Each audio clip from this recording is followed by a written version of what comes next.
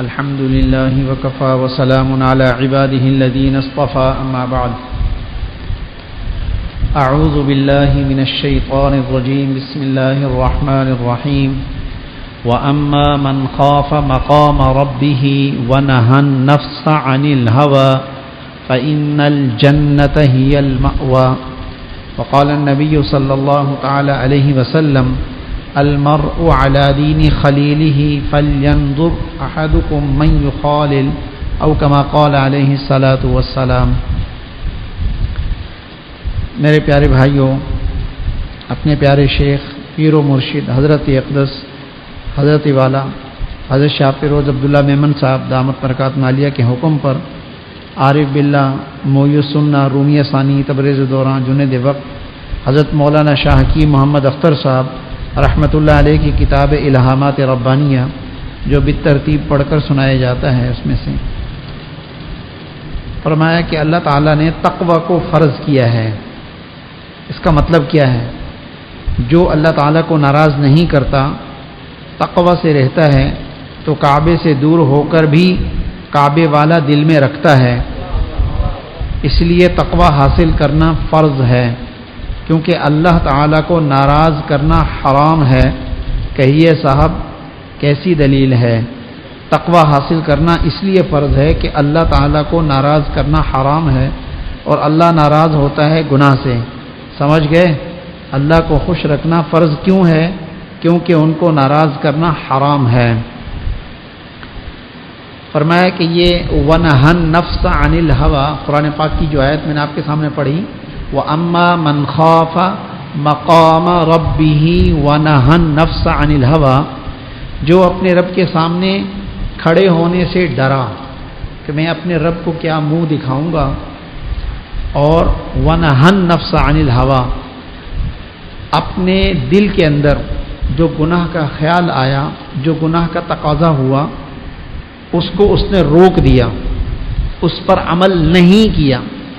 دل بڑا چاہتا تھا کہ میں یہ گناہ کر لوں، لیکن اپنے رب کے سامنے پیشی سے ڈر گیا کہ اگر میں نے یہ گناہ کر لیا تو میں اپنے مالک کو، اپنے مولا کو کیا منہ دکھاؤں گا۔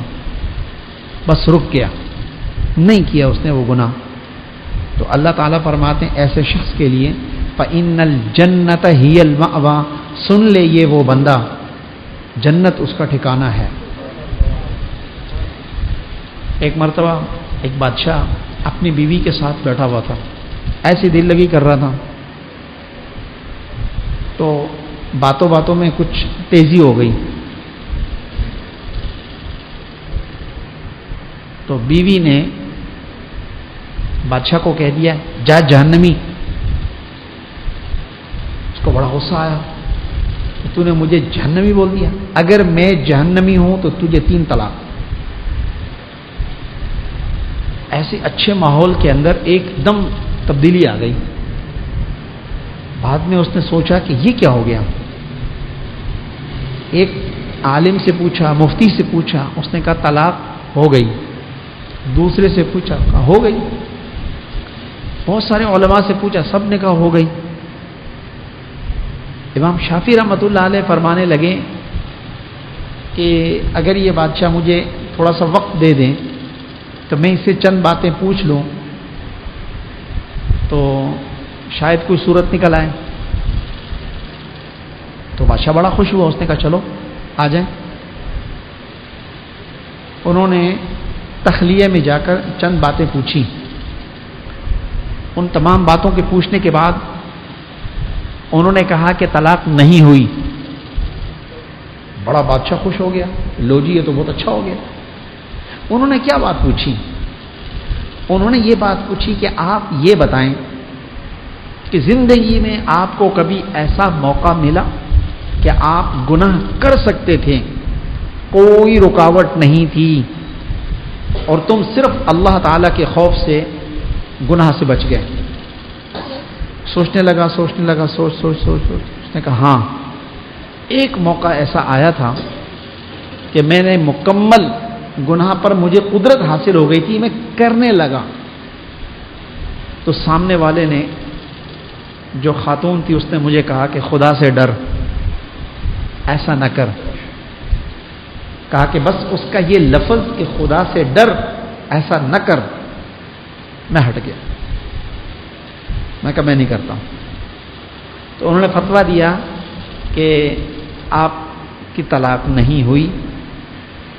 ویسے تو مرنے کے بعد ہی پتہ چلے گا کون جنتی ہے کون جہنمی ہے، لیکن یہ موقع کہ وَنَهَا النَّفْسَ عَنِ الْهَوَىٰ، تم نے اپنے نفس کو گناہ سے روک لیا، تو قرآن کہتا ہے فَإِنَّ الْجَنَّةَ هِيَ الْمَأْوَىٰ، ایسے آدمی کے لیے جنت پکی ہے، تو لہذا تم جنتی ہو.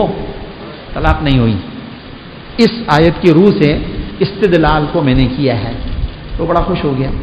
تو انسان کی زندگی میں مختلف مواقع آتے ہیں اور مختلف ایسی اوقات اور لمحات اور گھڑیاں آتی ہیں کہ انسان کو گناہ پر قدرت حاصل ہوتی ہے.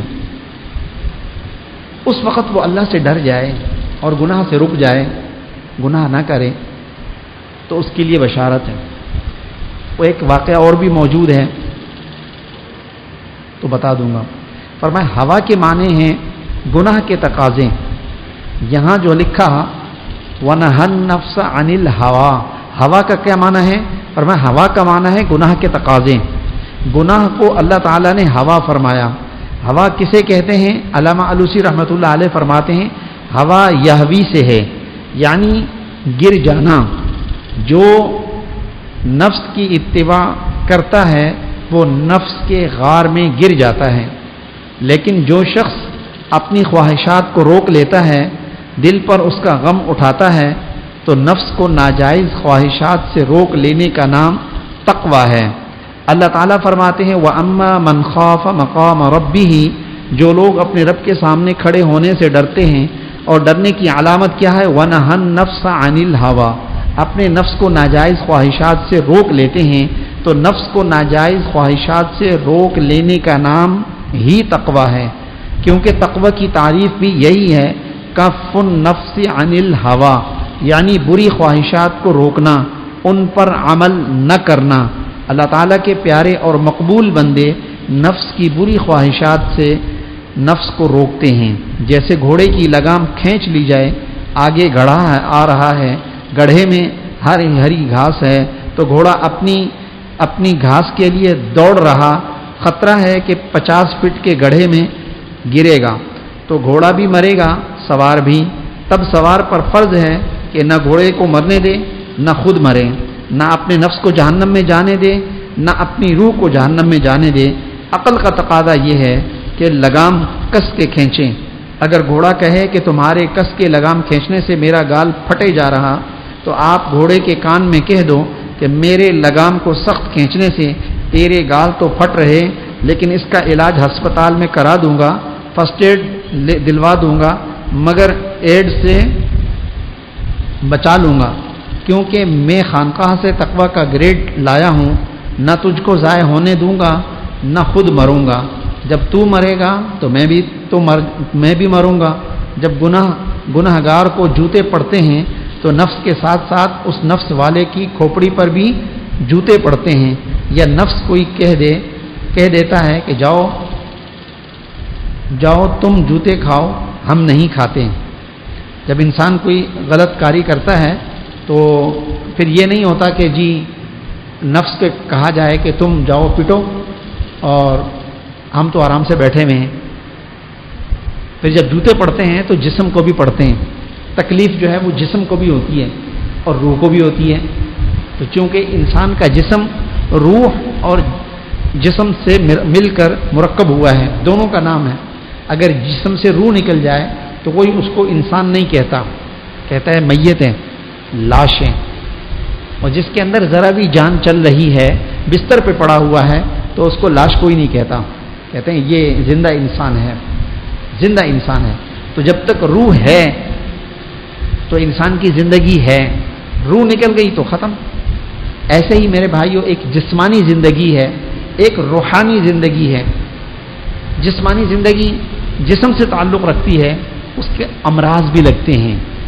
جسم بیمار ہوتا ہے، بخار ہوتا ہے، ہڈیوں میں درد ہوتا ہے، خارش لگتی ہے، زخم ہوتے ہیں، پھوڑے بھی ہوتے ہیں، اور شوگر کا لیول بھی اپ ڈاؤن ہوتا ہے.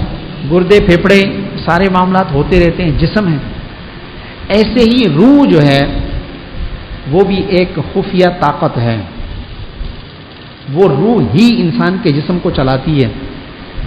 انسان کا جسم اس کی روح کی برکت سے ہے. روح نکل جائے تو جسم دڑام سے نیچے گر جائے گا، کسی کام کا نہیں. اس روح کو جو اصل انسان ہے اس کے اندر اخلاق حمیدہ کو پیدا کرنا ہے، اخلاق رذیلہ کو اس کے اندر سے نکالنا ہے. یہ محنت کی جاتی ہے، یہ کوشش کروائی جاتی ہے. نفس کا مزاج جو ہے وہ خواہشات کا ہے. خواہشات، اپنی مرضی، اپنی منمانی، من چاہی، یہ نفس کا مزاج ہے. اللہ تعالیٰ کا حکم یہ ہے کہ ہماری مرضی جو ہے اس کو فالو کرو، اللہ کو خوش کرو. دو راستے ہیں، یہ کریں گے اللہ خوش ہوں گے، یہ کریں گے اللہ ناراض ہوں گے.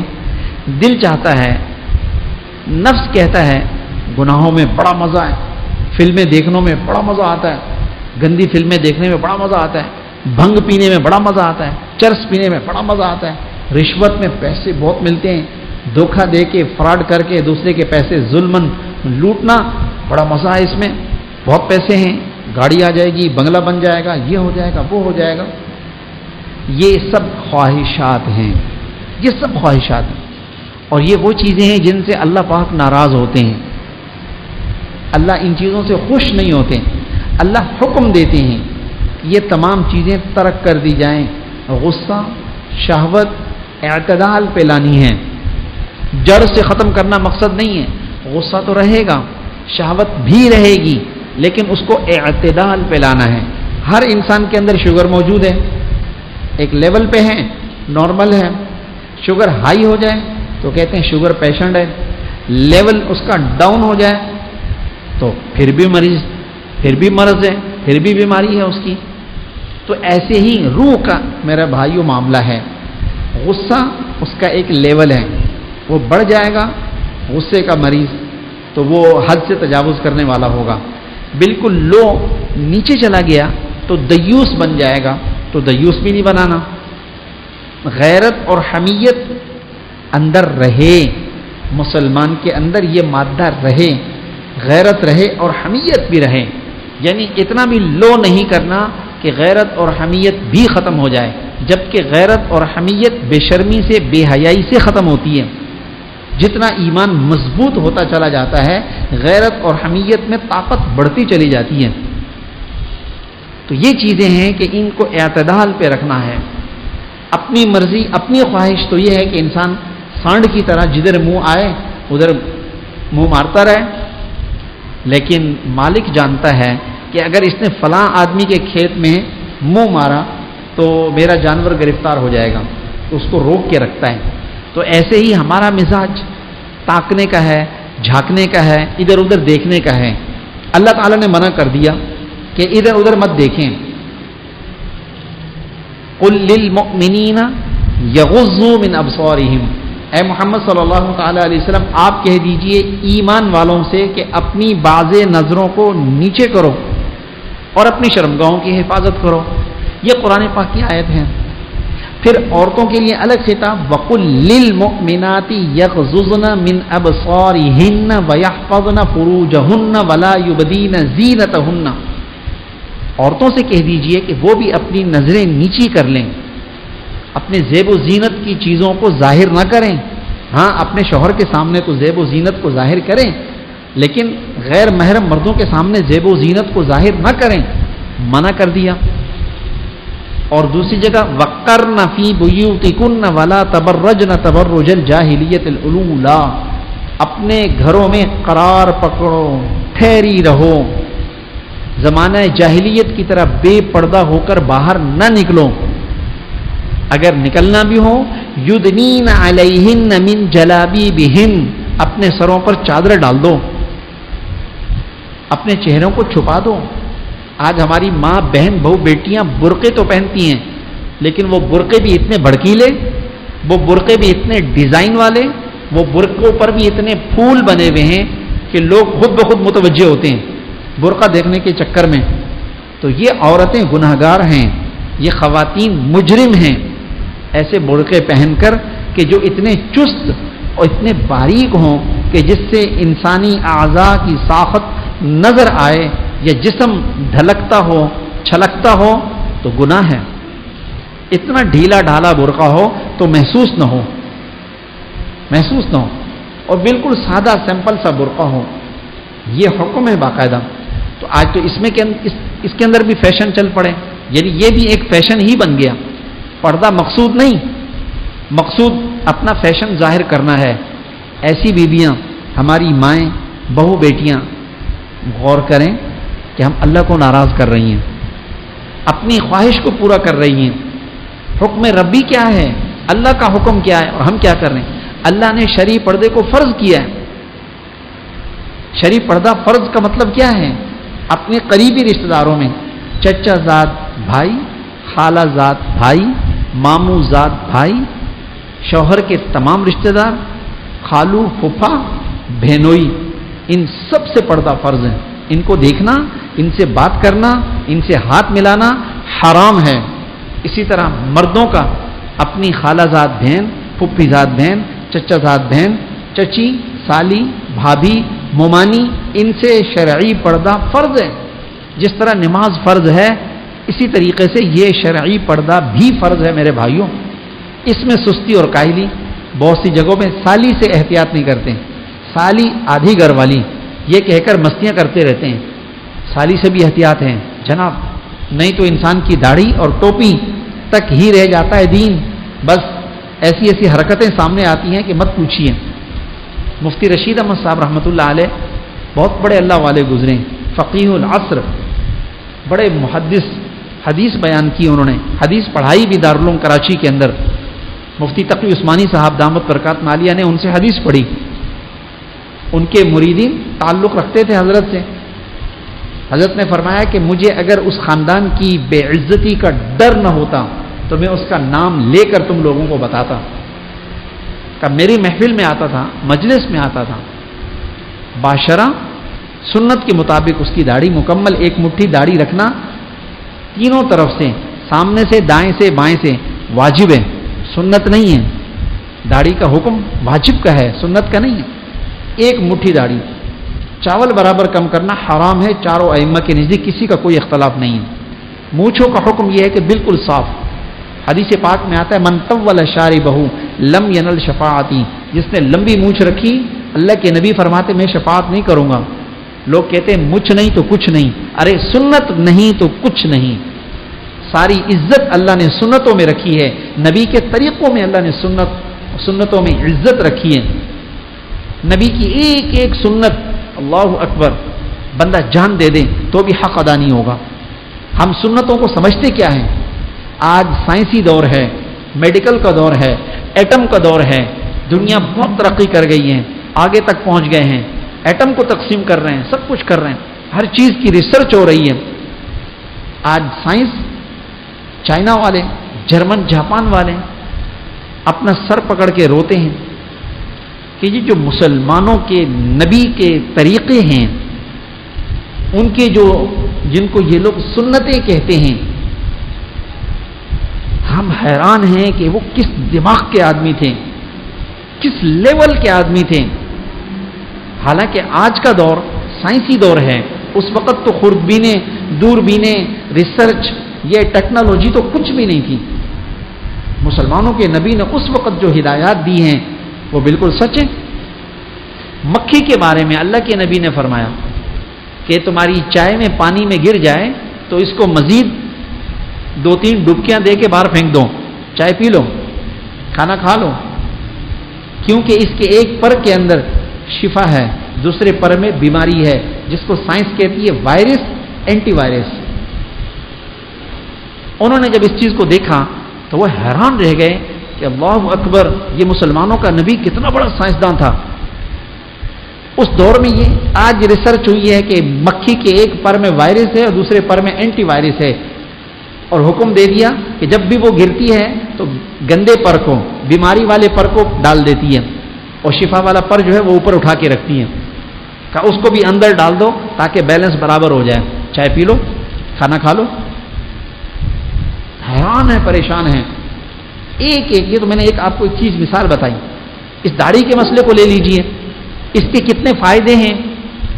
آج سائنس تحقیق پر پہنچی ہے, حیران پریشان ہے کہ داڑھی رکھنے کے اتنے فائدے طبی, جسمانی. اب اگر کوئی داڑھی اس لیے رکھتا ہے کہ یہ سارے فائدے مجھے ملیں, تو فائدے ملیں گے, لیکن اس کو داڑھی رکھنے کا ثواب نہیں ملے گا.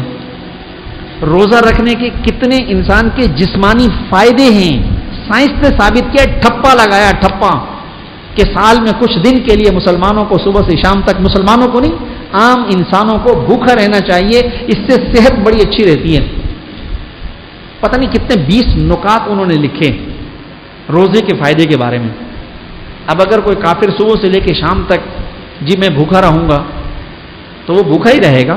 مسلمان اگر اس کو اللہ کا فرض سمجھ کر روزہ رکھے گا, ثواب ملے گا. ایک ایک روزے کے بدلے کتنا ثواب ملے گا اس کو, اس کا بھی حدیث پاک میں ذکر آیا. یوں ترغیب دے کر روزہ رکھنے کا حکم دیا. لیکن اگر ہم وہ طبی فوائد پڑھ کر ہم کہیں گے اس کے تو بڑے فائدے ہیں. حکیم سعید کا نام سنا آپ نے, کتنا بڑا حکیم گزرا.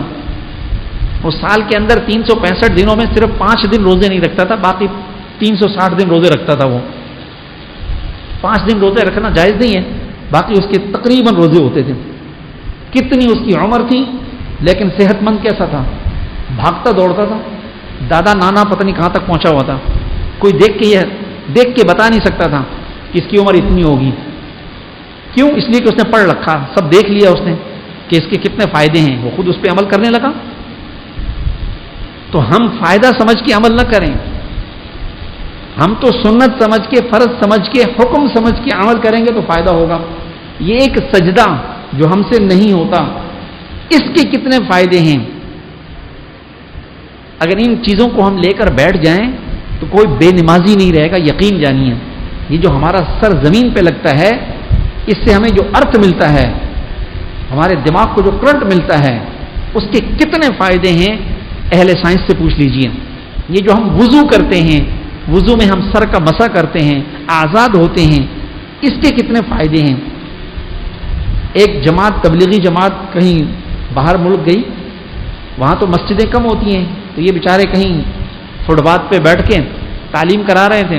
کوئی 1-2 ساتھی وضو کر رہے تھے, ایک وضو کر رہا تھا, ایک نماز پڑھ رہا تھا. تو گورے وہاں سے گزر رہے تھے, وہ رک گئے, گاڑی روک دی باقاعدہ انہوں نے. حیران پریشان کہ کچھ ادھر بیٹھے ہوئے کتاب لے کے, کوئی پڑھ رہے ہیں, کوئی اٹھک بیٹھک کر رہا ہے, نماز پڑھ رہا ہے. جو بندے وضو کر رہے تھے نا, وہ وہاں کھڑے ہو گئے, دیکھ رہے ہیں. وہ فارغ ہو گئے وضو سے. پوچھتا یہ پاگل ہے؟ بولا نو, پاگل تو نہیں ہے یہ. کہا اچھا پاگل ہونے والے ہیں؟ کہا نہیں پاگل نہیں ہونے والے. کہا یہ پاگل تھے؟ کہا نہیں پاگل بھی نہیں تھے. کیوں؟ اس نے کہا ہم ڈاکٹر ہیں, ڈاکٹر, ہماری یہ ڈگریاں ہیں, اور ہم پاگلوں کے ڈاکٹر ہیں, پاگلوں کے اسپیشلسٹ ہیں. ہم پاگلوں کا علاج کرتے ہیں. جو پاگل ہونے والے ہوتے ہیں, جو پاگل ہو چکے ہوتے ہیں, یا جو پاگل ہونے والے ہوتے ہیں, ان سب کا ہم علاج کرتے ہیں. تو یہ جو بندہ کام کر رہا تھا نا, یہ کام ہم کرواتے ہیں پاگلوں سے. تو اس لیے ہم نے جب ان کو دیکھا کہ یہ جو کام کر رہے ہیں, ہاتھ دھو رہے ہیں, منہ دھو رہے ہیں, سر کا مسح کر رہے تھے, تو یہ کام ہم پاگلوں سے کرواتے ہیں. تو اس لیے ہم نے کہا یا تو یہ پاگل ہیں, یا ہونے والے ہیں, یا ہو چکے ہیں. انہوں نے کہا نہ ہیں, نہ ہونے والے ہیں, نہ ان کو اللہ پاگل کرے گا. یہ حکم ربی وضو کر رہے ہیں. انہوں نے کہا وضو کیا ہوتا ہے؟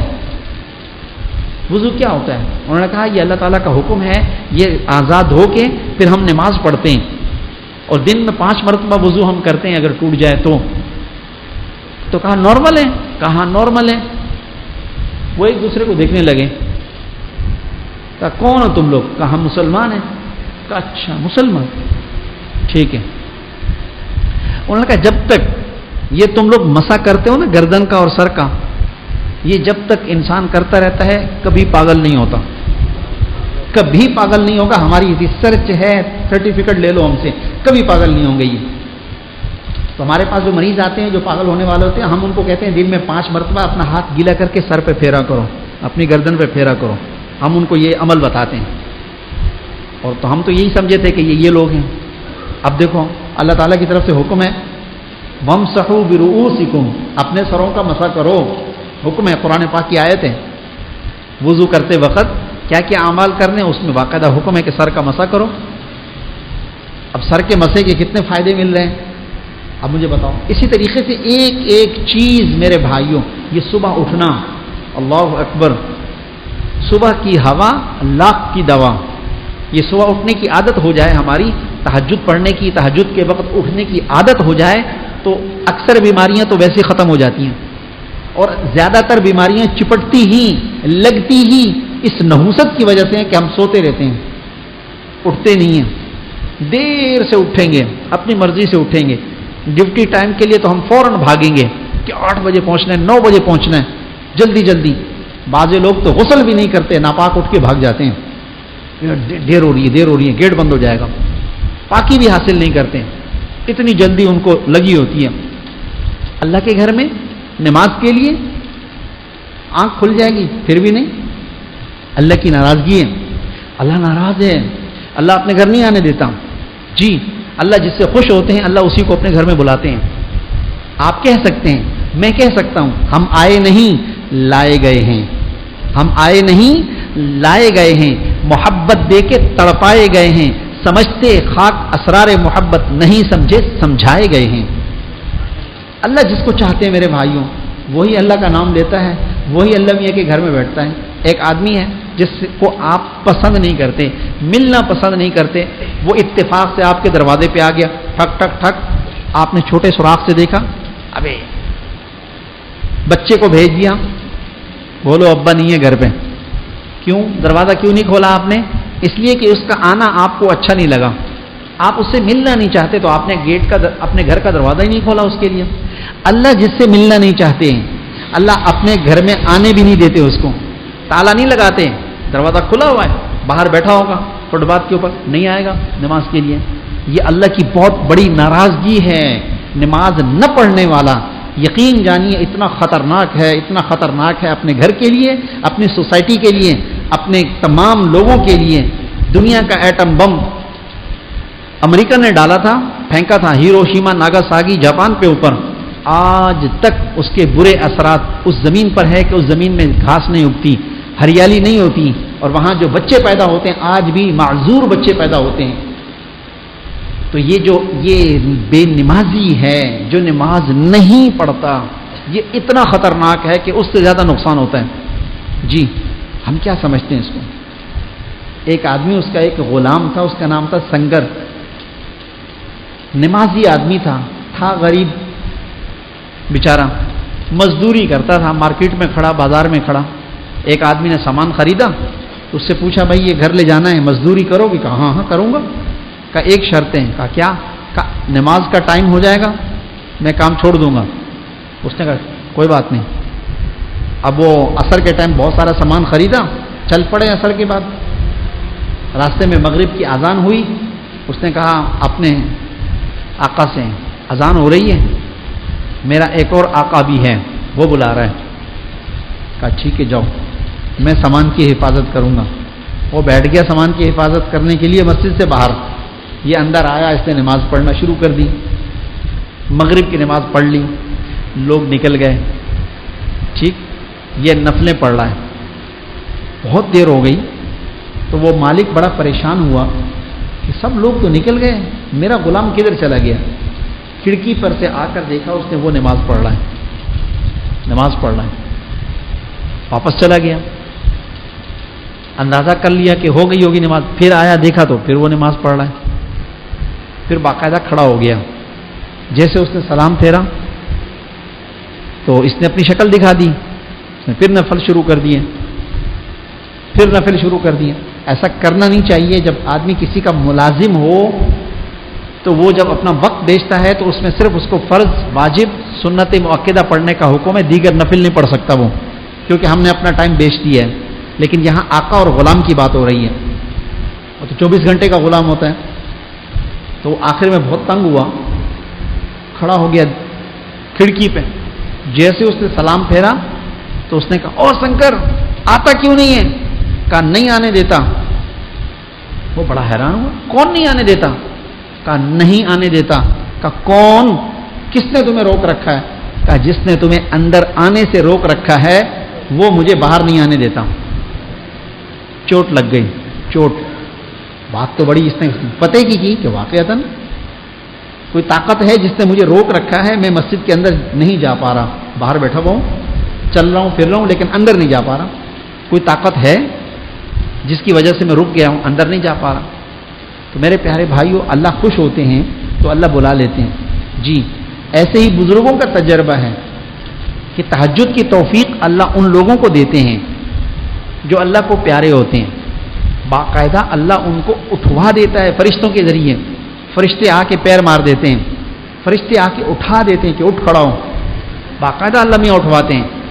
اور اگر کوئی ایسے ہی نالائق مجھ جیسا وہ اگر تہجد کے ٹائم اٹھ بھی جائے تو فرشتے اس کو دوبارہ تھپکی دے کے دبا دبو کے سو جا بہت ٹائم ہے, سو جا. خود گھڑی دیکھ, ہاں بس ٹھیک ہے پڑھ لیتا ہوں, سو جا, دوبارہ سلا دیتے ہیں. کہ اللہ تعالیٰ کہتے ہیں کہ اس کو میں دیکھنا نہیں چاہتا ہوں, اس کو سلا کے رکھو, یہ سوتا ہی رہے. ناراضگی ہے میرے بھائیوں, اللہ پاک کی ناراضگی ہے. تو ہم نماز کی طرف متوجہ ہو جائیں. نماز تو دین کا ستون ہے. جس نے نماز کو قائم کیا اس نے دین کو قائم کیا. ہماری سستی نماز میں, ہماری غفلت نماز میں, نماز کی اہمیت ہی نہیں, جماعت کی اہمیت ہی نہیں. اللہ کے نبی نے کتنے سخت الفاظ ناراضگی کے اظہار فرمایا. کہا میرا دل چاہتا ہے جو لوگ اپنے گھروں میں نماز پڑھ لیتے ہیں, مسجدوں میں نہیں آتے, میں مدینے کے جوانوں سے کہوں کہ وہ لکڑیاں جمع کر کے لائیں اور میں ان لوگوں کے گھروں کو آگ لگا دوں. دل چاہتا ہے میرا. دیکھو کتنی سخت بات ہے. پھر کسی نے کہا کہ آپ آگ لگا دینا, پر میں آگ نہیں لگاتا اس لیے کہ گھروں کے اندر مجبور معذور لوگ اور مکلف نہیں ہیں وہ موجود ہیں. بچے, بیمار, ضعیف, عورتیں, یہ مسجد میں آنے کی مکلف نہیں ہیں, اس لیے آگ نہیں لگاتا ہوں. لیکن وہ سمجھے کہ آگ لگ گئی اس کے گھر میں. کہتے ہیں گھروں میں جھگڑے ہیں, گھروں کے اندر لڑائیاں ہیں, نا اتفاقیاں ہیں, بات بات پہ چپکلش ہو جاتی ہے, ایک دوسرے کے ساتھ گتھم گتھا ہو جاتے ہیں, لڑ پڑتے ہیں. ہمارے گھروں کے اندر فرشتے نہیں جنات آ گئے ہیں, شیاطین آ گئے ہیں. شیاطین کا کام لڑانے کا ہوتا ہے, فرشتوں کا کام آپس میں محبت پیدا کرنے کا ہوتا ہے. ہم نے گھروں کے اندر نیٹ, فیس بک, یوٹیوب کا استعمال شروع کر رکھا ہے. گانے لگے ہوئے ہیں ہمارے گھروں کے اندر اور ناپاک گھوم رہے ہیں. ہماری ماں, بہن, بہو, بیٹیاں پاکی ناپاکی کا خیال ہی نہیں کرتی. بعض مرد بھی خیال نہیں کرتے, بس ناپاک ہیں تو ناپاک ہیں, پھر رہے گھوم رہے. حالانکہ کتنا سخت حکم ہے کہ ایک نماز کا ٹائم گزر جائے تو پھر فرشتوں کی طرف سے مسلسل لعنت چلتی ہے, لعنت. جی اتنا تو گنجائش ہے کہ فرض نماز کا ٹائم سے پہلے پہلے غسل کر لیں. اگر اس نے اس میں تاخیر کر دی, وہ نماز کا وقت نکل گیا, اس کے نکلتے ہی لعنت شروع ہو جاتی ہے. اور یہی معاملہ خواتین کا بھی ہے کہ ان کی ناپاکی ختم ہو, ناپاکی ختم ہوتے ہی وہ پاک ہو جائیں فوراً اور اپنی نماز کو شروع کر دیں. مخصوص ایام جو ان کے ہوتے ہیں ان کے اندر احتیاط کریں. وہاں بھی بہت سستی, بہت غفلت, توجہ ہی نہیں, دھیان ہی نہیں. ہمارا مذہب دین اسلام پاکی کو پسند کرتا ہے. اللہ خود بھی صاف اور ستھرائی کا حکم دیتے ہیں اور خوش ہوتے ہیں. ان اللہ جمیل یحب الجمال, اللہ خوبصورتی کو پسند کرتے ہیں کہ ہم بن سنور کے رہیں, صاف ستھرے رہیں. گندگی اچھی بات نہیں, یہ انسان کے روح پر اٹیک کرتی ہیں, روح پر اثر کرتی ہیں. خوشبو کا استعمال کیوں ہے؟ کیونکہ ہمارے جسم سے پسینہ نکلتا ہے, پسینے سے بدبو آتی ہے, تو اس لیے کہا خوشبو کا استعمال کریں تاکہ کسی کو اذیت اور تکلیف نہ ہو. مسجد میں آئیں تو کچا پیاز لہسن کھا کے نہ آئیں, اللہ کے نبی نے منع کیا ہے. کیوں؟ اس لیے کہ بالکل کندھے سے کندھا ملا کر کھڑے ہوتے ہیں نماز میں, سانس لیتے ہیں تو منہ سے اسمیل آتی ہے, بعض لوگوں کو بہت ناگوار گزرتی ہے. کیسے برداشت کرتے ہیں وہ؟ پھر فرشتوں کا ماحول ہے, فرشتوں کو بدبو سے سخت نفرت ہے. اور یہاں سگریٹ پی کے نسوار ڈال کے نکالی اور آ گئے نماز پڑھنے کے لیے. ہلکی سی کلی کی, منہ سے بدبو چل رہی ہے اور نماز پڑھ رہی ہے. قرآن کی تلاوت 1000 بار منہ کو خوشبو سے دھو لیں اس کے بعد ہم درود پڑھیں تو بھی حق ادا نہیں ہوگا. یہ گندی چیزیں ہم کھائیں گے تو پھر کیسے ہم وہ کریں گے؟ اللہ تعالیٰ نے ہمارے منہ کی حفاظت کی. ماں کے پیٹ میں گندگی ہے، غلاظت ہے، پیشاب ہے، پخانہ ہے، گندا پانی ہے، خون ہے. اندر اللہ بچے کو بناتے ہیں، بچہ بنتا ہے. اللہ بچے کی خوراک ناف سے رکھتے ہیں، منہ کو اللہ پاک رکھتے ہیں. منہ کے ذریعے خوراک نہیں جاتی، ناف کے ذریعے سے جاتی ہے، کیونکہ خوراک بچے کے خون ہے ناپاک، وہ ناف کے ذریعے سے ملتا ہے. اللہ منہ کو بچا کے رکھتے ہیں. بہت سی دفعہ بچے کی طبیعت خراب ہو جاتی ہے. کیا ہوا کہ بچے کے منہ میں پانی چلا گیا، تو ماں کا پیٹ کا پانی پاک ہوتا ہے؟ ناپاک ہوتا ہے. بچے کی طبیعت خراب ہو جاتی ہے، آکسیجن لگانی پڑتی ہے، اس کو وینٹیلیٹر پہ رکھنا پڑتا ہے، اس کو بیماریاں، دوائیاں، گولیاں، پتہ نہیں کیا کچھ کرنا پڑتا ہے.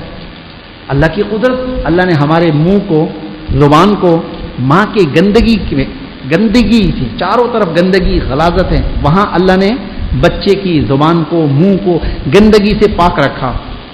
جو گندگی کا ماحول ہے وہاں اللہ نے بچا کے رکھا. اللہ نے صاف ستھرے ماحول میں بھیج دیا.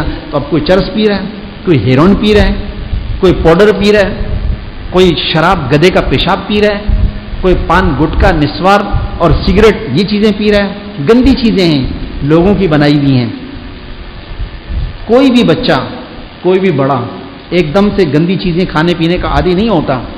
ماحول سے، صحبت سے یہ چیزیں آتی ہیں. چرسیوں کے ساتھ بیٹھا، آہستہ آہستہ چرس پینے لگا. سگریٹ پینے والوں کے ساتھ بیٹھا، آہستہ آہستہ عادت ہو گئی. جو لوگ نہیں پیتے، سگریٹ بھی نہیں پیتے، تو سگریٹ پینے والے کے منہ سے جو اسمیل آتی ہے ان کو بھی نفرت ہوتی ہے.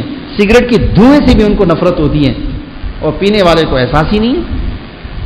اور پھر چرس اور بھنگ تو وہ تو آگے کا درجہ ہے. اور بہت سے تو لوگ ایسے ہیں کہ بس بہت ہی زیادہ آگے نکل جاتے ہیں. بھنگ پینے والوں کو، چرس پینے والوں کو کہتے ہیں اللہ والے ہیں جی، اور لخت لعنت، ایسے اللہ والے آ گئے. چرس جس کو اللہ نے حرام کیا ہے تو حرام کام کرنے والا اللہ والا ہو جائے گا. شراب پینے والا اللہ والا ہو جائے گا. کیسے اللہ والا ہو جائے گا میرے بھائیو؟ اللہ نے اللہ والوں کی نشانیاں قرآن پاک میں بیان کی ہیں. وعباد الرحمن وعباد الرحمن وعباد الرحمن الذين يمشون على الارض هونا واذا خاطبهم الجاهلون قالوا سلاما. اللہ نے نشانیاں لکھی ہیں. کون ہیں اللہ کے بندے، نیک بندے، اللہ والے بندے کون ہیں، اس کی نشانیاں اور علامتیں ہیں. یہاں تو جناب سمندر کے کنارے بیٹھا ہے، بھنگ پی رہے ہیں اور لنگوٹی باندھ کے بیٹھا ہوا ہے. اونلی لنگوٹی جی، سطر بھی اس کا پورا نہیں ہے، کھلا ہوا ہے سطر. نہ نماز ہے نہ روزہ ہے، حرام کام کر رہا ہے، سٹے کا نمبر بتا رہا ہے. لوگ اس کو اللہ والا سمجھ کے اس کے پاس بیٹھے ہوئے اور وہ گالیاں دیتا ہے، کہتے ہیں بابا دعائیں دے رہا ہے. اگر ماں نے کوئی لفظ بول دیا، باپ نے کوئی لفظ بول دیا، غصہ آ جاتا ہے، ابو نے گالی دے دی، امی نے یہ کہہ دیا. وہ بابا جو دے رہا ہے وہ دعائیں دے رہا ہے. اتنی موٹی موٹی گالیاں دیتا ہے، وہ کہتے ہیں دعائیں دعائیں. سنتے جاؤ، کام بنے گا. کیا کام بنے گا میرے بھائیوں؟ شریعت اور سنت کا راستہ بالکل آسان ہے، آسان. عصر کے بعد طالب علم آتے ہیں، ان کو بھی میں یہی کہہ رہا تھا کہ بیٹا تم علم حاصل کر رہے ہو، عالم بن رہے ہو، مفتی بن رہے ہو، خبردار اللہ نے تمہیں علم دیا ہے، روشنی دی ہے، کبھی کہیں اندھیرے میں نہیں گھس جانا. یہ کشف اور کرامات کے چکر میں پڑھ کر کہیں راستے سے ہٹ نہیں جانا. کشف اور کرامت کی کوئی حقیقت نہیں ہے. اللہ اپنے بندوں کو دیتے ہیں، اللہ اپنی مرضی سے دیتے ہیں، کسی کے اختیار کی بات نہیں ہے کہ وہ اپنے اختیار سے اپنی کرامت کو ظاہر کر دے. نہ، ایسا نہیں ہوتا. کشف و کرامت اللہ کا فعل ہوتا ہے. اللہ اپنے نیک بندے کے ہاتھ پہ اس کا صدور کرتا ہے، اللہ اس کا فاعل ہوتا ہے، اس کے اختیار کی بات نہیں ہوتی، وہ اللہ کرا دیتا ہے. اور یہاں تو جناب بس لوگوں کا مال لوٹنے کے لیے نظر ان کی جیب پر، نظر ان کی گاڑی پر، اور ان پہ حال آ جاتا ہے جی، حال آ جاتا ہے. عجیب، بعض لوگ کہتے ہیں ہمارے حضرت پہ تو حال آ جاتا ہے. ان کے حضرت کے حال احوال کو سنیں گے تو آپ کے اوپر بھی حال آ جائے گا کہ ایسے حضرت ہیں کہ ایک طرف لڑکیاں، عورتیں بیٹھی ہوئی ہیں، دوسری طرف مرد بیٹھے ہوئے ہیں، اور جناب قوالی چل رہی ہے. حضرت کے اوپر جو ہے نا تھوڑی دیر میں حال آیا، حضرت کھڑے ہو گئے، کپڑے پھاڑ دیے، سیدھا لڑکیوں میں چلے گئے. حال آیا تو گئے ادھر مردوں میں نہیں آ رہے. یہ حال ہے اس کا. یہ ایسے بھی لوگ ہیں دنیا کے اندر میرے بھائیوں. اور بس جب عقل مت ماری جاتی ہے تو پھر ایسے ہی لوگوں سے تعلق بھی لوگ جوڑ لیتے ہیں. ان کو مال بھی دیتے ہیں, گاڑیاں بھی دیتے ہیں, سب کچھ دیتے ہیں, کہتے ہیں نہیں پہنچے ہوئے. جو شریعت اور سنت کا صحیح راستہ بتائے, شرعی پردے کے بارے میں کہے, نماز کے بارے میں کہے, تلاوت قرآن پاک کے بارے میں کہے. سختی بہت ہے یہاں پہ, سختی بہت ہے. قرآن پڑھنے کا بولتے ہیں تو اور کیا اخبار پڑھنے کا بولیں گے آپ کو؟ قرآن پڑھنے کا ہی تو بولیں گے. پڑھنے کی جو چیز ہے وہ تو قرآن ہے. تم نے اس کو چھوڑ دیا. صبح صبح اٹھ کے اخبار کو ضرور پڑھتے ہو, فیس بک یوٹیوب کا مطالعہ ضرور, ذرا ٹنگ ٹنگ آواز آئے, کس کا میسج آئے, جلدی فوراً. وہ جو اللہ نے میسج بھیجا ہے 3 پاروں کی صورت میں, 30 پاروں کی صورت میں, وہ ایک میسج تو کبھی پڑھ لو. اللہ کی طرف سے بھی میسج آئے ہیں بہت سارے, وہ پڑھنے کی توفیق نہیں ہے. سارے واقعات قیامت تک کے, اور اللہ تعالیٰ نے بلکہ محشر تک کے واقعات قرآن پاک میں اللہ نے ذکر کر دیے. کاش کہ ہم اس کو صحیح پڑھیں تو سمجھیں. تو فتنے اٹھ رہے ہیں, نئے سے نئے فتنے, ایک سے ایک فتنہ. جی ہمارا یقین اور ایمان اگر کمزور ہوگا تو ہم لوگوں کی باتوں میں آ جائیں گے. آج یوٹیوب فیس بک پر کیسے کیسے لوگ کیسی کیسی باتیں کرتے ہیں. کوئی مسئلہ, کوئی وظیفہ فیس بک یوٹیوب سے مت لیجئے گا, خدا را اپنی جان پہ رحم کیجئے گا. جی ایسے الٹے سیدھے جو ہے نا نسخے بھی چلتے ہیں, اور ایسے الٹے سیدھے وظیفے بھی چلتے ہیں, بے سند باتیں بھی چلتی ہیں, کوئی حدیث بھی نہیں ہوتی, اس کو بھی لوگ شیئر کرتے رہتے ہیں, آگے بھیجو آگے بھیجو آگے بھیجو. اتنا بھیجو کہ واپس تمہارے پاس آ جائے. کیا ضرورت, اس کو دین سمجھ رہے ہیں آپ؟ کیا جو دین ہے اس کو صحیح طریقے سے دین سمجھیں. ان چیزوں کو دیکھ کر کتنے جوان بچے قادیانی ہو گئے. جی انہی چیزوں کو پڑھ پڑھ کر کتنے ایسے ہو گئے کہ انہوں نے اپنا دین اور مذہب چھوڑ دیا, مذہب بدلی کر دیا, بدل گئے. ایسی گمراہی پھیلی ہوئی ہے. یہ گمراہی کا آلہ ہے. جو کم از کم گمراہی سے بچے, گناہوں میں تو پڑ گئے, گمراہ نہیں ہوئے, قادیانی نہیں ہوئے, دین اسلام کو نہیں چھوڑا, لیکن فلموں میں چلے گئے, گندگی میں چلے گئے, غلاظت میں چلے گئے, اور فضولیات میں چلے گئے. ہے تو لاہو لاو کا آلہ نا. لڑکے کے پاس ہو, لڑکی کے پاس ہو, مرد کے پاس ہو, عورت کے پاس ہو, نمازی کے پاس ہو, بے نمازی کے پاس ہو, عالم کے پاس ہو, جاہل کے پاس ہو. ہے تو خطرناک چیز, 2 دھاری تلوار ہے. کیسے بچیں گے ہم؟ بڑی ضرورت ہے حاضر دماغی کی. اپنے آپ کو متوجہ رکھیں, اپنے نظریات کو, اپنے عقائد کو درست کیجئے.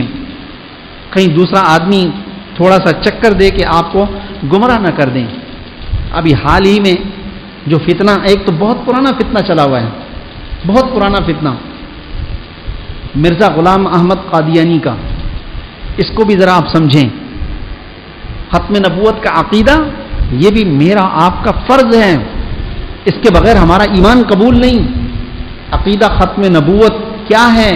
عقیدہ ختم نبوت میری ماں, بہن, بہو, بیٹیاں بھی سن لیں. عقیدہ ختم نبوت یہ ہے کہ میں آپ صلی اللہ تعالی علیہ وسلم کو اللہ تعالی کا آخری نبی سمجھتا ہوں. آپ صلی اللہ تعالی علیہ وسلم کے بعد نبوت کا دروازہ بند ہو گیا. جو بھی دعویٰ کرے گا مردود ہوگا, ملعون ہوگا, واجب القتل ہوگا. ہمارے پیارے نبی صلی اللہ تعالی علیہ وسلم فرمایا کہ انا خاتم النبیین لا نبی بعدی, میں آخری نبی ہوں, میرے بعد کوئی نبی نہیں ہوگا, کوئی نبی نہیں ہوگا میرے بعد. اور پھر قرآن پاک کی ایک آیت نہیں, کئی آیتیں ہیں. اللہ تعالیٰ نے رسول بھیجے 313. ٹھیک, 313 رسول. رسول وہ ہوتا ہے جس کی نئی شریعت, نئی کتاب ہو. اللہ اس کو نئی شریعت دے دیں, نئی کتاب دے دیں, رسول ہوتا ہے. نبی جو ہوتا ہے وہ پہلے والے رسول کی شریعت کو آگے چلاتا ہے. ٹھیک, آپ صلی اللہ تعالی علیہ وسلم رسول بھی تھے, نبی بھی تھے. پہلے والی تمام رسولوں کی تائید بھی کی, ان کی تصدیق بھی کی. پہلا پارا الف لام میم ذالک الکتاب لا ریب فیہ, یہ وہ کتاب ہے کہ اس میں کوئی شک کی ضرورت نہیں. لا ریب فیہ ھدی للمتقین الذین یؤمنون بالغیب ویقیمون الصلاۃ ومما رزقناہم ينفقون. اللہ نے ایمان کی صفات بیان کر دی اس کے اندر.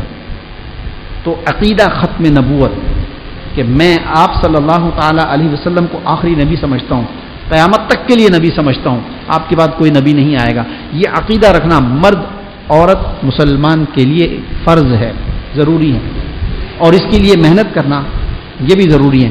آپ صلی اللہ تعالی علیہ وسلم سے پہلے جتنے نبی آئے ان تمام نبیوں کی نبوت محدود تھی، ایک علاقے میں، خاص علاقے میں، ایک قوم کے لیے تھی، اور وہ قرآن پاک کی آیات ہیں مختلف، اللہ تعالیٰ نے مختلف آیات میں اپنے پیارے نبیوں کا ذکر کیا۔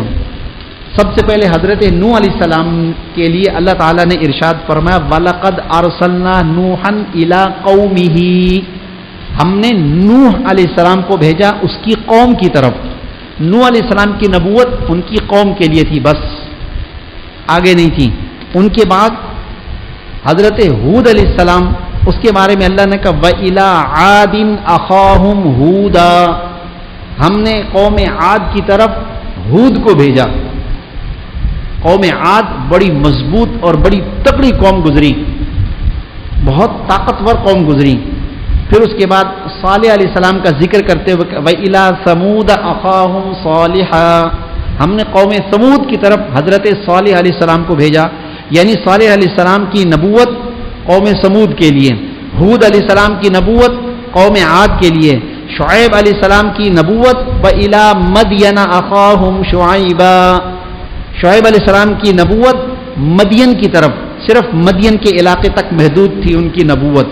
موسیٰ علیہ السلام کی نبوت وَلَقَدْ أَرْسَلْنَا مُوسَىٰ بِآيَاتِنَا إِلَىٰ فِرْعَوْنَ وَمَلَئِهِ، موسیٰ علیہ السلام کی نبوت صرف بنی اسرائیل کے لیے تھی، فرعون کی قوم کے لیے تھی، اور اس وقت کے جو تھے ان کے لیے تھی، بس اس سے آگے نہیں۔ حضرت عیسیٰ علیہ السلام کے لیے بھی یہی کہا وَرَسُولًا إِلَىٰ بَنِي إِسْرَائِيل، ہم نے عیسیٰ علیہ السلام کو بنی اسرائیل کی طرف رسول بنا کر بھیجا۔ ٹھیک، تو ہر نبی کی نبوت، ان کی رسالت ایک قوم، ایک علاقے تک محدود تھی، بس۔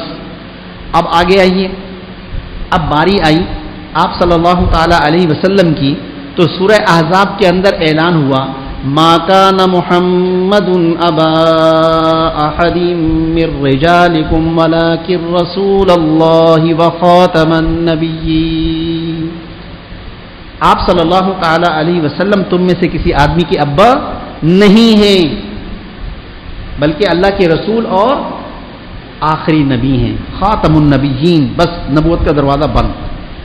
اب دیکھیے اللہ کے رسول صلی اللہ تعالی علیہ وسلم کے لیے اللہ تعالیٰ نے قرآن پاک میں اعلان کیا وما ارسلناک الا کافۃ للناس، ہم نے آپ کو رسول بنایا تمام لوگوں کے لیے، کسی ایک قوم کا نہیں، کسی ایک علاقے کا نہیں، کافۃ للناس، قیامت تک کے انسانوں کے لیے، قرآن پاک کی آیت ہے۔ دوسری جگہ وما ارسلناک الا رحمۃ للعالمین، عالمین عالم ہے، عالم جناب، دنیا کا ایک عالم ہے، آخرت کا ایک عالم ہے، اور کتنے عالم ہیں میرے بھائیوں، سائنس اس کو تلاش نہیں کر سکی، تھوڑا سا اوپر گئے، تھوڑا سا اوپر چاند تک گئے ہیں، کچھ سیارے میارے کہکشائیں دیکھ کر کہنے لگے دنیا بڑی ہے، دنیا بہت بڑی ہے۔ دیکھا ہی کیا ہے تم نے؟ دنیا بڑی ہے، دنیا تو بہت بڑی ہے، پیدا کرنے والا کہتا ہے بہت بڑی ہے، تو تم نے کیا دیکھا؟ اللہ تعالیٰ فرماتے ہیں ہم نے آپ کو رسول بنا کر بھیجا للعالمین، تمام جہانوں کے لیے، صرف دنیا یہ جو یہ چھوٹا سا گولا ہے نا زمین کا، یہ ایک جہاں ہے، مریخ ایک جہاں ہے، اس کے بعد جو سارے ستاروں کے نام لیتے چلے جاؤ، سارے جہاں ہیں۔ تو اللہ تعالیٰ فرماتے ہیں ہم نے سارے جہاں والوں کے لیے آپ کو رحمت بنا کر بھیجا ہے، آپ کی رسالت۔ اور پھر دوسری جگہ حکم دے دیا قل یا ایھا الناس انی رسول اللہ الیکم جمیعا، آپ کہہ دیجئے لوگوں سے، الناس لوگوں سے کہہ دیجئے میں رسول بنا کر بھیجا گیا ہوں جمیعاً، تمام لوگوں کے لیے۔ اور بھی قرآن پاک جو ختم نبوت کا منکر ہے وہ قرآن پاک کی 200 آیات کا منکر ہے، قرآن پاک کی 100 آیات کے اندر ختم نبوت کا ذکر ہے، احادیث میں 200 احادیث کے اندر ختم نبوت کا ذکر ہے۔ چند ایک لکھ کے لایا ہوں تاکہ آپ وہ سن لیں، سب تو 200 احادیث تو پڑھ کر نہیں سنا سکتا، عن انس بن مالك رضي الله تعالى عنه قال قال رسول الله صلى الله عليه وسلم ان الرسالة والنبوة قد انقطعت فلا رسول بعدي ولا نبي رواه الترمذی. اللہ کے نبی صلی اللہ تعالی علیہ وسلم فرماتے ہیں رسالت و نبوت ختم ہو گئی، قد انقطعت منقطع ہو گئی، فلا رسول بعدی ولا نبی بعدی، میرے بعد نہ کوئی رسول نہ کوئی نبی ہے، میں آخری نبی ہوں. قال رسول اللہ صلی اللہ علیہ وسلم لعلی انت منی بمنزلۃ ہارون من موسیٰ الا انہ لا نبی بعدی رواہ المسلم. مستدرک کے حاکم کی روایت انی آخر الانبیاء وانتم آخر الامم. عن ثوبان رضی اللہ تعالی عنہ قال قال رسول اللہ صلی اللہ علیہ وسلم سیکون فی امتی 30 کذابون کلہم یزعم انہ نبی وانا خاتم النبی لا نبی بعدی رواہ الترمذی. آپ صلی اللہ تعالی علیہ وسلم نے فرمایا میرے بعد 30 دجال جھوٹے نبوت کا دعویٰ کریں گے، سب جھوٹے ہوں گے اور وہ کہیں گے کہ ہم نبی ہیں، وہ نبی نہیں ہوں گے. میں آپ آخری نبی ہوں، میرے بعد نبوت کا دروازہ بند ہے. اس طرح کی احادیث مبارکہ اور بھی ہیں بہت ساری، یہ تو میں نے آپ کو پڑھ کر بتائی. آپ صلی اللہ تعالیٰ علیہ وسلم کو آخری نبی ماننا ہے، سمجھنا ہے، عمل کرنا ہے اس پر. کوئی بھی دعویٰ کرے. اب پاکستان کے اندر پاکستان کی حکومت اور پاکستان کی عدلیہ، جبکہ پاکستان کے آئین کے اندر یہ بات طے ہے، لکھی ہوئی ہے. 6 ستمبر 1974 پاکستان کی قومی اسمبلی کے اندر یہ بل پیش کیا گیا قادیانیوں کے خلاف کہ یہ مسلمان نہیں، عقیدہ ختم نبوت کو نہیں مانتے. اس پر 90 دن تک پوری اسمبلی کے اندر بحث ہوتی رہی. اس وقت کے وزیر اعظم جناب ذوالفقار علی بھٹو، اس نے پوری اسمبلی کو خصوصی رکنی اہمیت دیتے ہوئے کہا کہ سارے جتنے بھی لوگ ہیں سارے خصوصی ہیں، سب اس پہ بحث کرو. 90 دن تک بحث ہوتی رہی. اس وقت مرزا ناصر جو غلام محمد قادیانی کا پیروکار قادیانی تھا، 11 دن اس کو دیے گئے، آؤ اپنی صفائی پیش کرو. 11 دن تک جھگ مارتا رہا لیکن کچھ کر نہ سکا. 90 دن کے بحث و مباحثے کے بعد جو خلاصہ نکلا وہ پاکستان کی قومی اسمبلی نے اس کو متفقہ طور پر طے کیا، منظور کیا. یہ قرارداد منظور ہو گئی کہ قادیانی غیر مسلم اقلیت قرار پائے. 8 بجے رات کو ریڈیو پاکستان سے یہ خبر نشر ہوئی تو مسلمان اتنے خوش ہوئے کہ گھروں سے باہر نکل کر مٹھائیاں تقسیم کی، لوگوں میں تقسیم کی مٹھائیاں، اس خوشی کے اندر کہ قادیانی غیر مسلم اقلیت قرار دیے گئے. اور پاکستان کے آئین کے اندر ان کو غدار لکھا گیا کہ پاکستان کے بھی دشمن ہیں اور غدار ہیں، کبھی خیر خواہ نہیں ہو سکتے. آج ان کے حق کے اندر مبارک ثانی قادیانی اس کے حق میں، جبکہ اس نے تفسیر صغیر جو کہ تحریف شدہ تفسیر ہے قرآن پاک کی، جس میں اکابر علماء، مجتہدین، صحابہ اکرام، سلف صالحین کے اقوال میں اور ان کے تراجم کے اندر رد و بدل کر کے اپنے مطلب کے معنی اور ترجمے کیے گئے، وہ تفسیر اس نے تقسیم کی اپنے قادیانی لڑکوں میں اور ان کے خلاف یہ مقدمہ درج کرایا گیا. 2019 سے یہ چلتا چلتا 28 جولائی کو اس کو سنایا گیا، محفوظ کر کے 26 جولائی کو جو فیصلہ سنایا گیا اس کے اندر طرفداری قادیانیوں کی گئی، جبکہ یہ پاکستان کے آئین کے خلاف ہے. ہم اس جو فیصلہ ہوا ہے اس فیصلے کو مسترد کرتے ہیں، تسلیم بھی نہیں کرتے ہیں. اور سب مسلمان جتنے ہیں وہ سب اس فیصلے کو مسترد کرتے ہیں کہ ہم آپ صلی اللہ تعالیٰ علیہ وسلم کو آخری نبی سمجھتے ہیں. آپ صلی اللہ تعالیٰ علیہ وسلم کی ختم نبوت کے لیے اپنی عزت کو، اپنی بیوی کو، اپنے بچوں کو، سب کو داؤ پہ لگا دیں گے، لیکن آپ صلی اللہ تعالیٰ علیہ وسلم کی ختم نبوت کے اوپر ایک آنچ بھی نہیں آنے دیں گے. علامہ انور شاہ کشمیری رحمۃ اللہ علیہ فرمایا کرتے تھے ختم نبوت کا کام نہیں کرو گے تو تم سے گلی کا کتا بہتر ہے.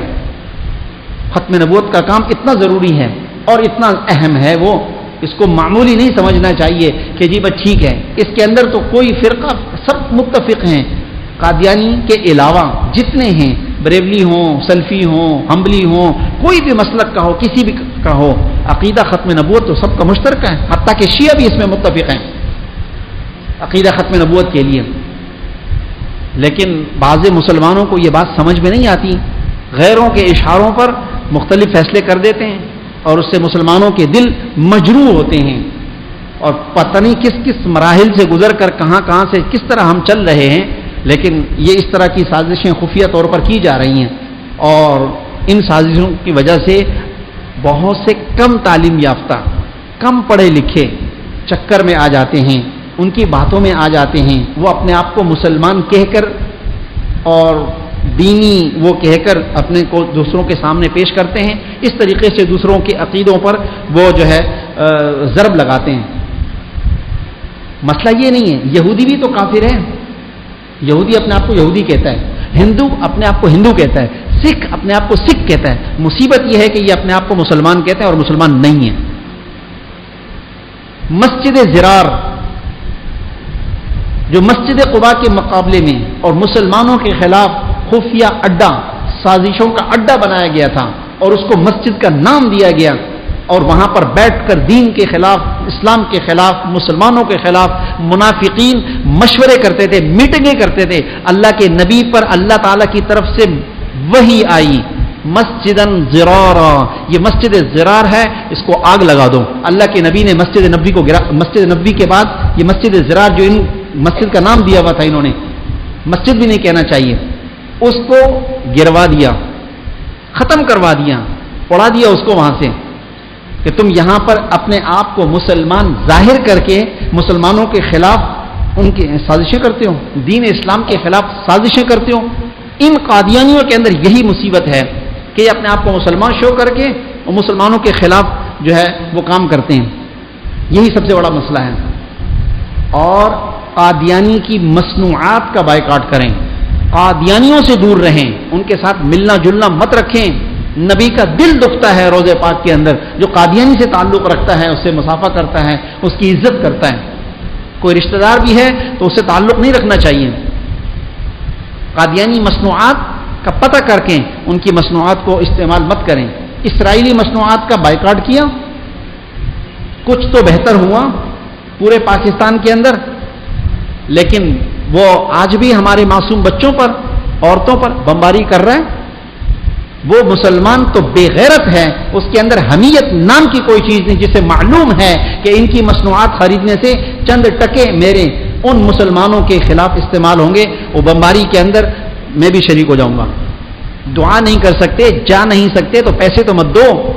مسلمان اس مسجد کے لیے چندہ نہیں دے سکتا، اور یہ جو ہے نا ادھر چندہ دے رہے ہیں، کہہ رہے میں تو نہیں دیتا ہوں. تم اس کی مصنوعات کو استعمال کر کے چندہ دے رہے ہو، اور کیا دے رہے ہو؟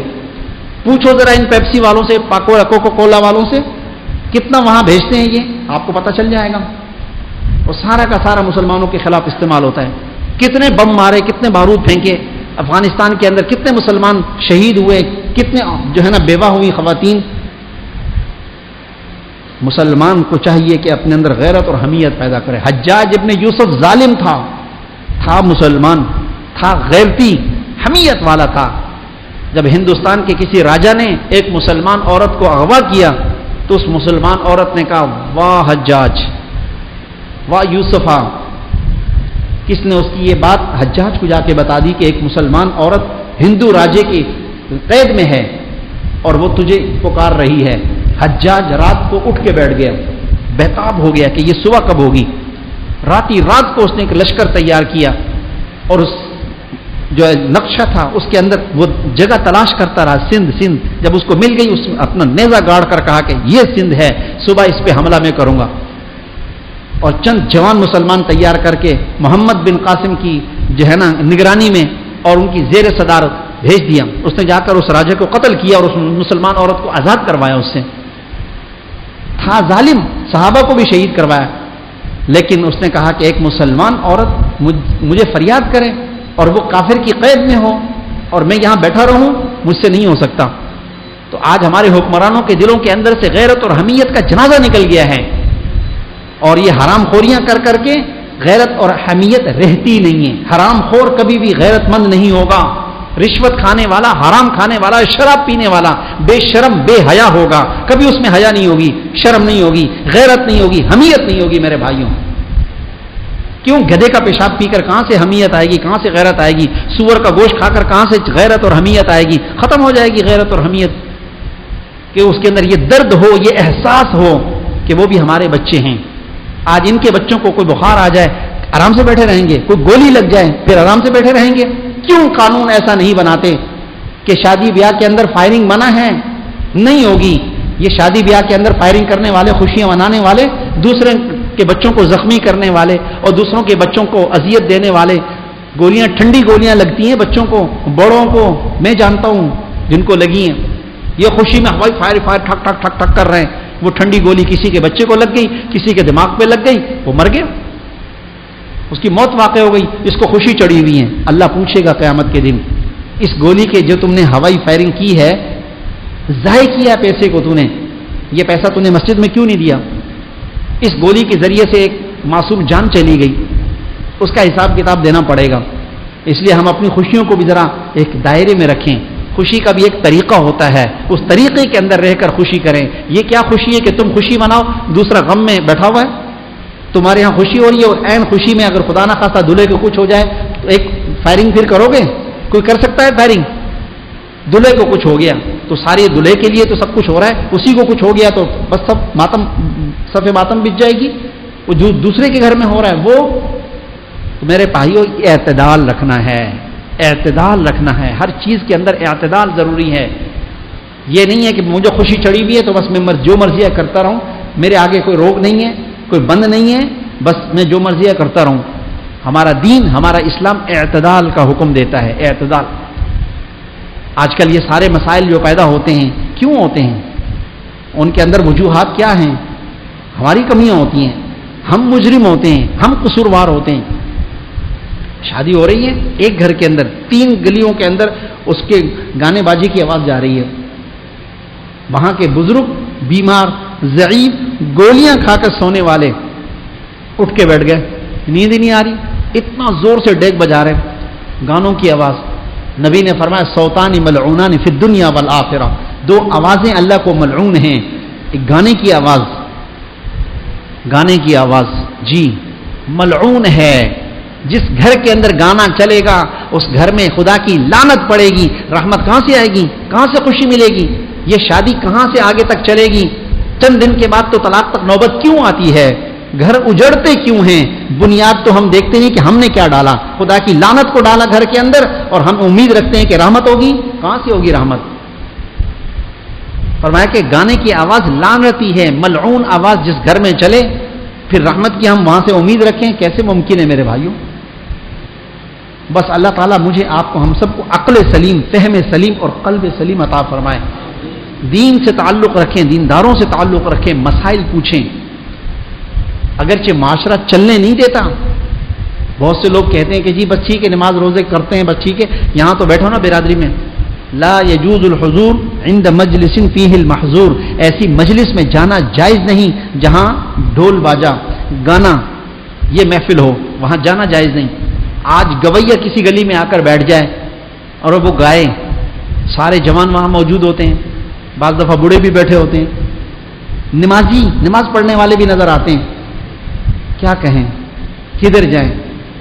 پوچھیں، کہتے ہیں کیا کریں، قوم ہے، رشتہ داری ہے، برادری ہے، ایسی قوم، ایسی رشتہ داری تجھے جہنم کی آگ سے بچائے گی؟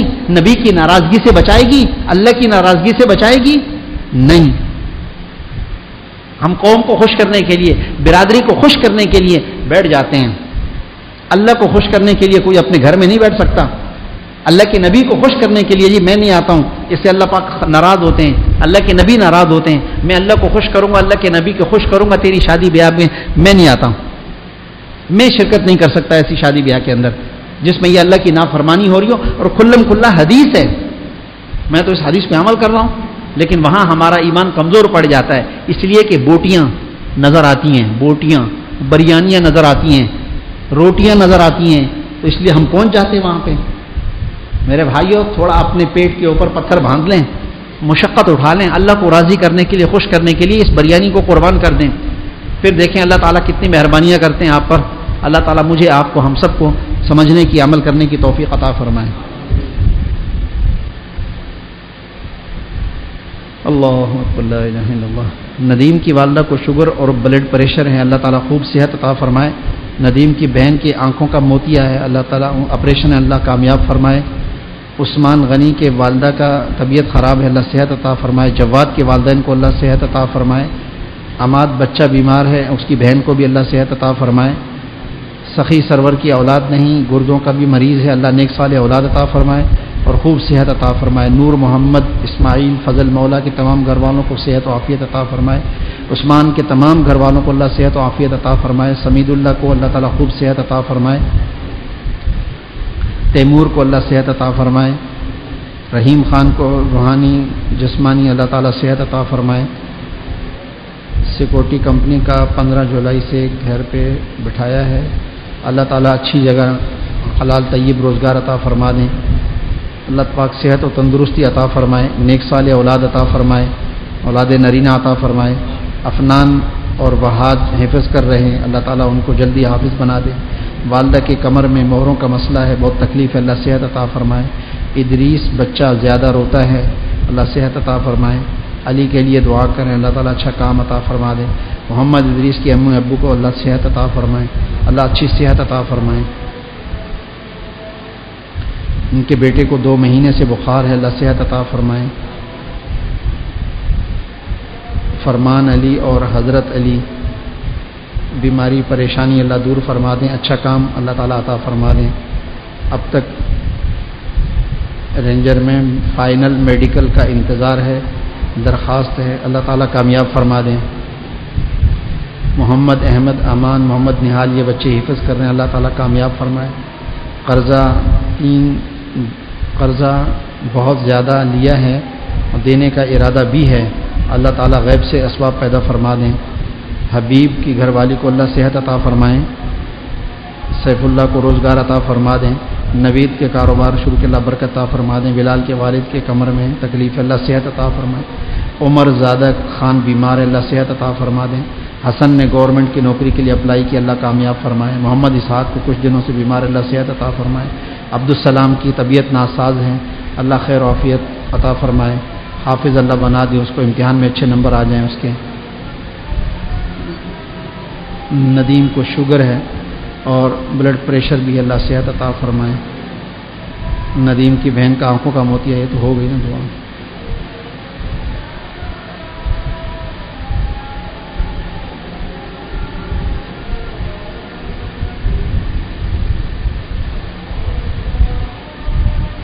والدین کو اللہ صحت عطا فرمائے، ملازمتوں کی ناکامیوں پر۔ ہمدان بچہ والدہ شاہد ذاکر کبیر بھائی زاہد بھائی کو صحت عطا فرمائے، قرضہ اللہ اتار دے۔ سعید بھائی کی والدہ کو اللہ صحت عطا فرمائے۔ طبیعت